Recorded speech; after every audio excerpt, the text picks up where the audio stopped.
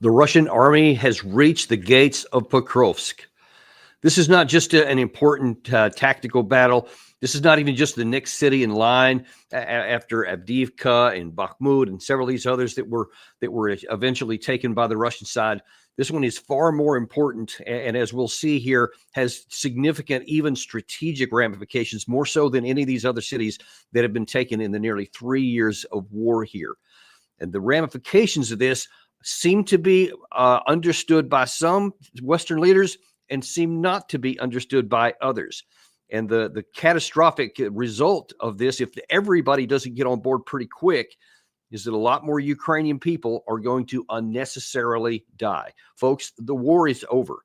I've been telling you this for months, and now we are literally getting into the final stages. And I mean genuinely the final stages. This is about to be wrapped up. And it is one of the biggest tragedies of war. You know, whoever is the last person killed in a battle. It's just something that is anguishing, especially for those who survive. But nobody wants to be the last one to die. And of course, the question is, there doesn't need to be any more dying. So why not accede to extremely clear and painful reality?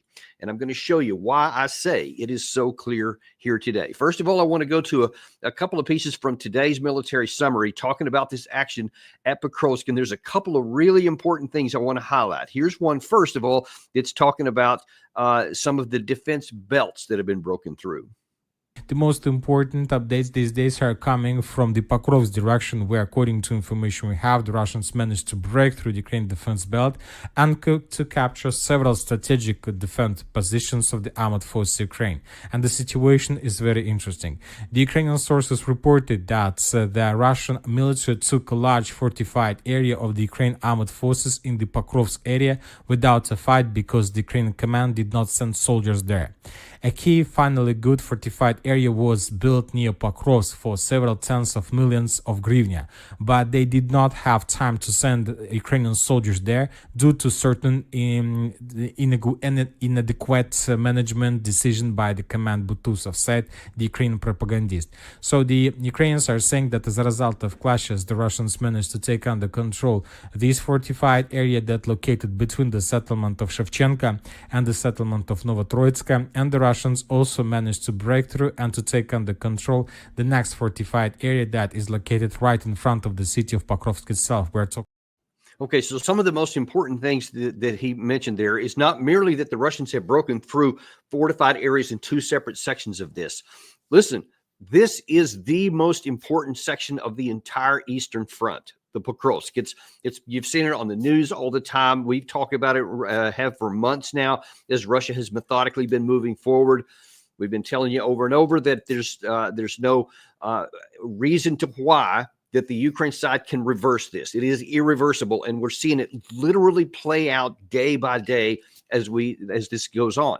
And now it's starting to pick up speed. One of the key things that the military summary illuminated there is the fact that some of these areas were taken without a shot. Even though elaborate defenses had been built in part of this area, they didn't have the manpower to be able to even contest it. And you see, you've heard me so many times say that war is ultimately about men, not machines, not money. This is why you see that on the battlefield, physically, the Russian army has come into one of the most important areas of the entire front without having to fire a shot, because the Ukraine side doesn't have enough people. And so as a result, where those people are, they have fallen back to the next line of defense. And now then, as you can see in that last image there, it is literally right at the front, at the entrance of Pokrovsk. There were reports out this morning that Russian special forces and sabotage groups are already operating inside of Pokrovsk. Now, I'm going to tell you why that's even more significant than it may appear in the next segment here from the military summary. The Russians are saying that this territory was captured completely without even a single shot from the Ukrainian side. And this is a very critical situation because this position is very important and very interesting from further offensive operations. And this is a perfect position for the Russians to create a foothold before further advancing in the north. And according to information we have, the Russians just managed to cut one of the railways, and now there are no problems for the Russians to continue advancing along another railway in the direction destruction of the settlements by the name of Novoukrayinovka and Chunshishine. If the Russians are able to take these territories under complete control, this is going to be a significant disaster for the armored forces of Ukraine, because they will lose strategical position with a significant number of dense network of the fortifications, and this is going to be a perfect foothold for the Russians to move further in the north. Basically, the Ukrainian defense belt would be cut in two, and without any possibilities for the Ukrainians to restore control over these territories. And the reason why I wanted to really highlight that second clip there is because he kept mentioning the defense belts, and that the Ukraine side was being pushed further back into the Pokrovsk area. I'm going to show you on this other map why that is so important. We've been showing you a lot of this area for a while, especially this is the Pokrovsk area right here. A lot of where that discussion we just saw was happening about around this area here, Shevchenko and some of these rail lines. And that's the other important thing I wanted to point out here. These are rail lines that run up into here. And I'm going to tell you why that's important in just a second. But so here is the front part of the Pokrovsk area. And you see that after many months now, they're literally within a stone's throw, probably 3 kilometers away from the front of that. But I want you to notice something that's even more important. And these are some of the defense belts. He mentioned in there that this action could cut the defense belt in half. He's not just talking about the one in front of Pokrovsk, the one that runs the entire length of the Ukraine side here. You see that these all make multiple pieces of a defense belt. But here's what you need to pay attention to. What do you see behind this? Grass, open fields. You see a handful of more defensive positions here, and then almost nothing else back here. Once the Russians are able to break through here, then there's almost nothing that can slow them down in the directions further going up into the Dnieper River. So this could literally open up a gate once the city of Pokrovsk itself falls. And then I also want to show you some of the reasons why it's so vulnerable. Because the Russians have the capacity to move troops up there in a hurry. So we've seen, so far all along the front line there's been battle groups that have been fighting or so. And so the question is, but how much do they have to exploit it here? Well, here's the thing. The Russians have the capacity to surge troops up there pretty rapidly. And I'm going to show you a couple of things. First of all, from the Institute for the Study of War, I want to show you some of the progress that has been made here. And you'll see on this map right here, this is a rail line here that's coming from, this is shortly after they took Avdiivka. This is on March 1st of this year. After the Russians took Avdiivka, and they continue to move toward Pokrovsk. And I've told you why that's so important, because of all the rail lines that run in and out of here, all the road networks. There's like 7 of them. And the Russians continued to follow those rail lines forward. And I just showed you on the map where in this area down here, the Russians have cut this rail line right here, and they're literally right up to the front of that. Now, that's where they are right now. Let me show you where they were, if I can back out of that one. That was then. Here is a month ago. And you can see that they made far more development. All this area that was Avdiivka, this stuff went in, and you see again they continued to follow the rail lines. Let me show you why that is so important and why the Russians are actually following those rail lines. Because when you look at a different map, let me pull that one up if you please. You see that Russia has built these red lines right here are new rail lines that Russians have built. And this is the area where Pokrovsk is here. So I showed you the existing rail lines that were going up there. This gives Russia, and these are modern new ones. I mean, they literally had just been built in the last year or so, or completed. I think some of them as recently as June of this year, they were completed. Russia can now take troops, they can station them all along these routes, and then whenever they're ready, they can put them on rail cars and rail networks and get them up here quickly. So if there is a breakthrough right here, then they can move troops, mass them from nearly anywhere else from the existing rail lines up to this point in very fast, rapid succession. And because Ukraine has virtually no ability to interdict this traffic in the back, Russians can move up. On the other hand, that the Ukraine side, if they recognize that a penetration is about to occur and they start moving folks along theirs, Russia does have the capacity to interdict them on the rail networks as they come in. So it's a lot worse for the Ukraine side than it is for the Russian side. And that's the real problem in it. And then you may recall in our shows I've shown you earlier this week, the Wall Street Journal reported that in the last 3 months, there have been 6,000 drones, missiles launched and air strikes through FAB bombs, etc. 6,000 throughout the depth and width of the Ukrainian side of the line. So if the Ukraine starts massing troops, Russia has the capacity to knock them out. The Ukraine side doesn't. All of this tells you is that even tactically, even forget about any of the diplomacy, this is getting very dangerously close to an end state. The end game is approaching because once Russia makes a penetration there, they can flood through. And I've seen this happen many times in World War II history, for example, also happened in World War I history, and many others. Once a penetration of a line is broken through, probably the best example of that is 1940 France, when they put up initial really strong penetration to the German advance beginning in May 1940. But once and I think it was the 7th Panzer Division broke through near Sedan, and after some very, very fierce fighting, I've actually been to the battle scene there, and I've seen where that battle took place and how hard it was and read about a lot of those actions. But once they finally broke through, the Nazis did, then they started just driving into the rear of the combined French-British military and forces there. And it created a panic. And so in other areas where they actually had all the advantages of the defense, they got into a panic and started fleeing, because if the Russians flanked them and came in from behind, then they would be methodically destroyed. So in mass, they had to move out or lose their entire military. So things can go from this really slow pace to all of a sudden break through, and you have dramatic action. Now, I think that those realities are starting to make clear to people, because, and you see there, that's not only is it making sense unto other people in the West, it seems to be also falling in line on the military leader, that's General Sirski there, that we're going to have to make some unconventional decisions on the Pokrovsk axis. Now, he hasn't given any hints into what he means there, but of course, we've been seeing Zelensky more and more being willing to talk about a negotiated settlement and any kind of diplomacy, when before he was just categorical, nope, we're going to win, we're going to go all the way to the 1991 borders and all that mess. Well, now then it's starting to be clear. But here's an additional level of problem for the Ukrainian people. These things are clear right now. By all rights, Zelensky should, along with Sirski, and especially the opening made by President Trump with his election, say, the game is over. It doesn't matter how much more stuff. It doesn't matter if Biden's flooding the zone with $8 billion more of weapons and money and whatever. It's just not going to matter. It's clearly not going to matter when the first, whatever it was, $52 billion that we've already provided has not stopped that onslaught that I just showed you over time on that map. Made no difference whatsoever. So that one's not either. So we shouldn't be waiting another day.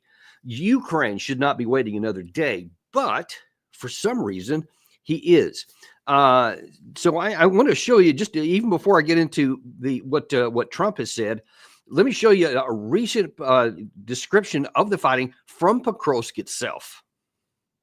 There are a lot of explosions. It's an artillery drill happening. Drones are flying, both kamikaze ones and those that drop explosives. There's an offensive happening towards the town, and there's a lot of shelling. It puts our lives in danger. We stayed until the very last moment, but the front line isn't 6 kilometers as they officially claim. It's not further than 3. There's no running water, and these people brave the freezing cold and the threat of being bombed to collect it. They're shelling every day. I hear at least 20 explosions a day. People are worried about it. Over the last 2 weeks, the situation has gotten significantly worse, with more powerful explosions. Now, I've shown you a couple of times, and you've probably seen it on other newscasts, an excerpt of Trump's Meet the Press experience last Sunday, where he was talking about he's going to start withholding funds, that he thinks a negotiated settlement, he wants an immediate ceasefire, etc. That's been played a lot. But some of the other things he said in that same interview really tell into what you just saw there, because he is seeing the human casualties, the military casualties, and the civilians. They are actually having an impact to him. Trump apparently is seeing the ground truth and recognizing it for what it is. So here's that part of the interview that you probably haven't seen. Let me tell you what I have talked about. Let me Okay. tell you. There are people being killed in that war at levels that nobody's ever seen before. You have to go back to the Second World War, and even that, if you take a look at, and you know what it is? It's the soldiers largely. The cities have been emptied out and demolished. The country has been demolished. You know what's happening? Yeah. The only thing that stops a bullet, you know what it is a body, a human body. And the people that are being killed, hundreds of thousands on both sides. Russia's lost probably 500,000. Devastating. Ukraine's lost higher than they say, probably 400,000. You're talking about hundreds of thousands of bodies laying all over fields. It's the stupidest thing I've ever seen, and it should have never been allowed to happen. And that then is the reason why Trump is saying it's time for an immediate ceasefire. He's not saying, hey, let me come in and let me make an assessment of it and see what we think, and maybe this can go on. We'll listen to Zelensky, et cetera. You saw that he actually met with Zelensky and Macron just a couple of days ago. So he clearly told Zelensky it's the end game. We are going to slow down our delivery of information, weapons. We are going to seek an immediate ceasefire. I am talking to Putin, he said earlier in that same interview right there. Now, on the one hand, Zelensky seems to get it. But then does he really? Because he said in a recent interview that he understands it's time to reach a negotiated settlement. Here, if you can throw that other headline up there at this point, that's what he said. He said, I'm ready to make a deal. So then the question has to be, okay, if you're ready to make a deal, then why are you going to wait until Trump gets into office? Make the deal right now while all this destruction that Trump's talking about is still going on. But you see in that call out there to the right that he's saying, hey, well, you can't just simply end it with a piece of paper and a few signatures, and you can't turn a blind eye to the occupation is not an option. Okay, that's aspirational. That's, gee, if the world could be like I want, then that's the way I would go. But here's the thing that Zelensky has somehow got to get. That you said with your own mouth, it's over. There's going to be a deal. I'm ready to make a deal, but I want it on my terms. Listen, every single day that he persists in this kind of stuff means more of his countrymen die. And it will not, let me re-emphasize this, will not change the outcome.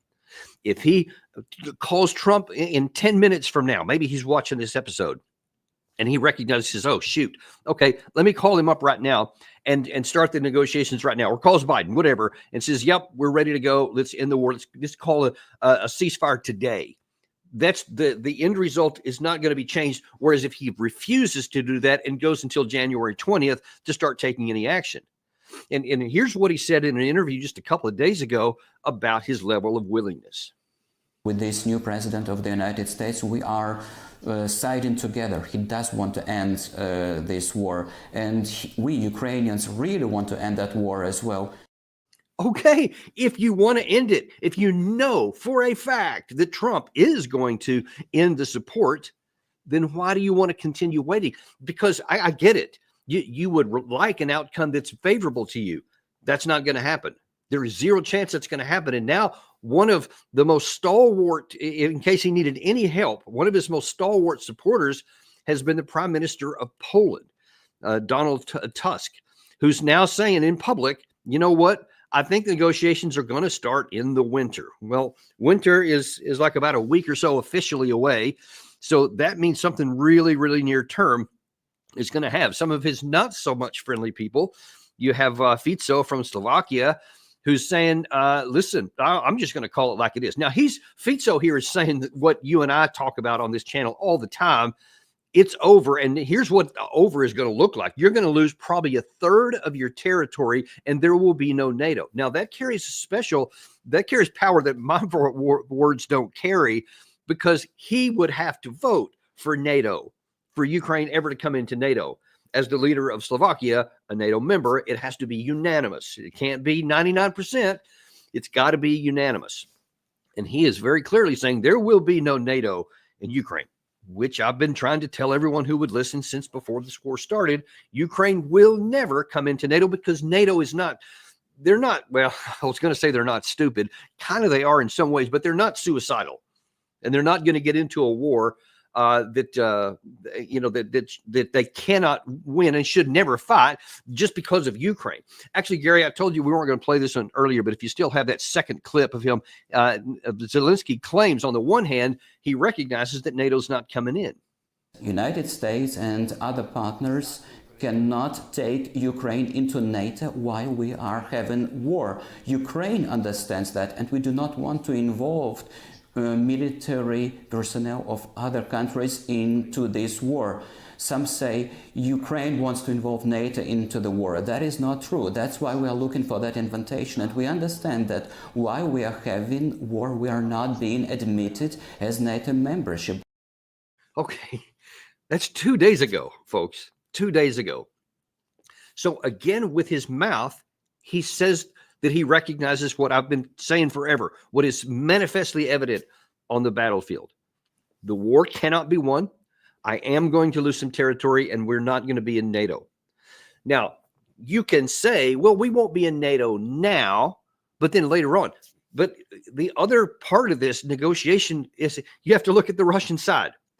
You have to come up with some sort of plausible reason why Putin would ever say, sure, we'll put that question off for 10 years, and then we'll discuss it. When that is the critical point, the central point that he went to war in the first place was because of NATO and Ukraine. It is beyond question, as crystal clear as it can be, reinforced just a couple of days ago by Dmitry Peskov, the Kremlin spokesman, emphasized on June 14th this past summer by Putin himself.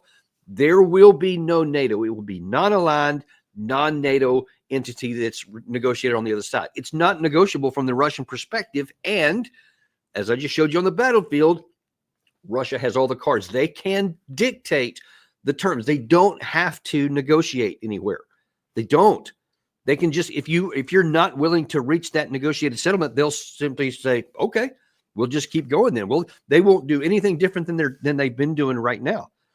And they'll say, yeah, they see that same map that I showed you about the defensive lines on the other side of Pokrovsk and the large number of Russian formations that are behind the ones that are at the front line right now. All he'll do is tell the negotiators, listen, if you don't accede to what exists in the realities on the ground, then we'll simply keep going. And that's where Zelensky seems to be missing his golden opportunity to save some of his people now. Don't, out of pride or arrogance or just wishful thinking, think that by waiting for some reason until January 20th to start the negotiating process, how many more men have to die in between then? And somebody else that's not lost on is Viktor Orban of Hungary. And he tweeted out that, listen, I have a plan here that I tried to. It's one of the last things he's doing is rotating presidency of the European Union. He said in a tweet, this is yesterday, we made efforts for peace. We proposed a Christmas ceasefire and a large-scale prisoner exchange. It's sad that President Zelensky clearly rejected and ruled this out today. We did what we could. I mean, Orban, since he took over the rotating EU presidency, you may recall, he went to Moscow and one of the first one that broke through in the West and said, I'm willing to talk to anybody if it can end the war. And then he went to Xi Jinping, and then he went to Zelensky himself. He literally talked to everyone, begging them to make a difference here. That was months ago. How many Ukraine soldiers died yesterday in front of Pokrovsk? How many died elsewhere in the Kupiansk area or in the Kursk area?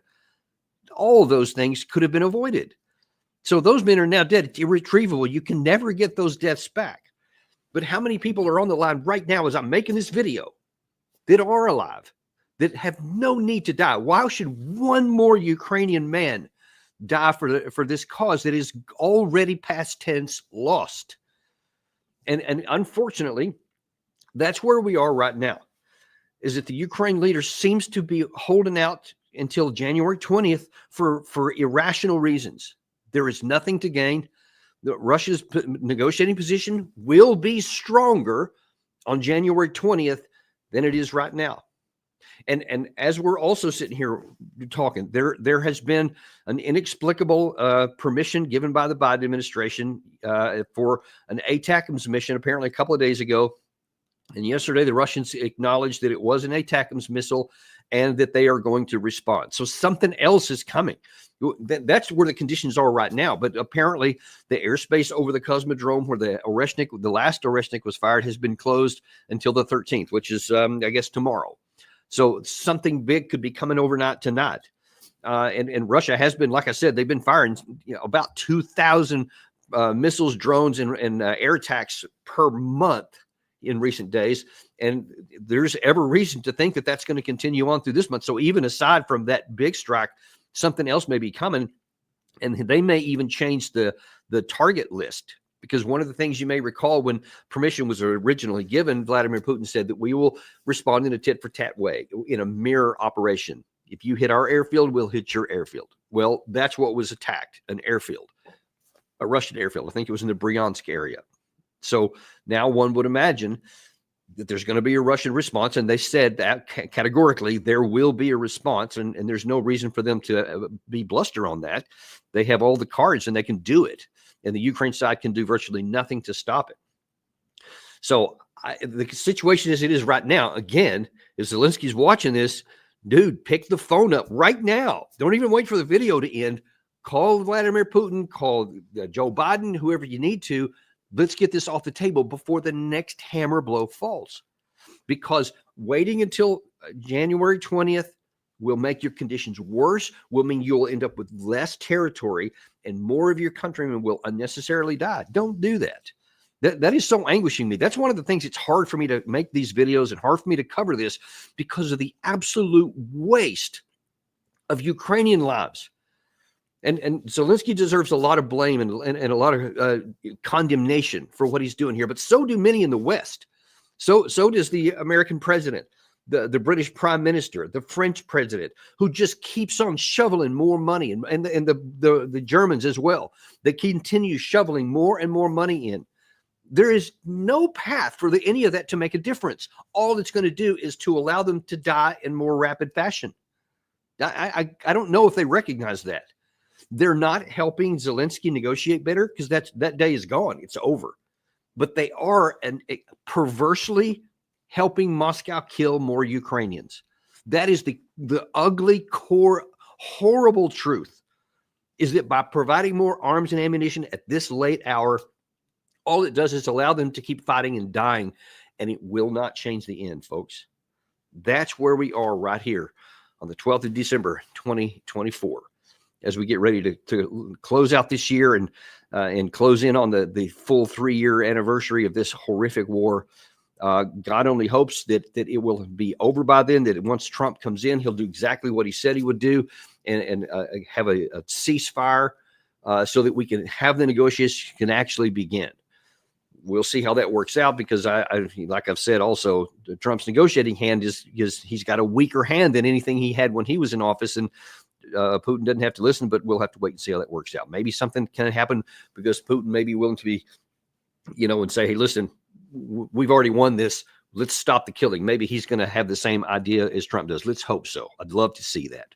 But we'll keep watching for it, and we'll keep tracking on this that happens. If there are any new Oreshnik missile strikes, if there's anything new missile-wise that happens that changes anything on the battlefield, you can be sure we'll be covering that for you. So be sure and check back here as soon as you hear some news. We'll give you the no kidding, here's what's happening. In the meantime, also just a reminder for all those who are new here, be sure and like and subscribe if you haven't already, and also to make you aware that we are also a podcasting organization here. Go to Apple Podcasts, Spotify, Podcast Addict, type in Daniel Davis Deep Dive, all 4 of the words, and you will find us waiting there. Thank you very much, and we'll see you on the next episode of Daniel Davis Deep Dive.